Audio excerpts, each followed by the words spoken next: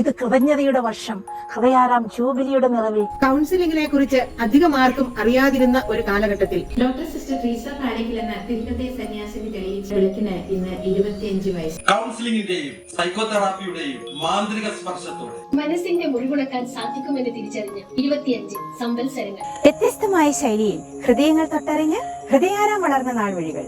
2000 July 4 കണ്ണൂരിൽ Hridayaram psychological training centre. 2006 Hridayaram community college of counselling. 2009 കൂട്ടാളിയിൽ Hridayaram family counselling. 2016 ഇരിട്ടിയിൽ Hridayaram psycho education centre. 2023 കർണാടകയിലെ നെല്ലിയാടിയിൽ Hridayaram mind care counselling centre. ശാസ്ത്രീയവും നൂതനവുമായ പരിശീലന പരിപാടികളിലൂടെ ജൈത്രയാത്ര തുടരുമ്പോൾ നിറഞ്ഞ മനസ്സോടെ ഓർക്കുന്നു നിങ്ങളേവരെയും.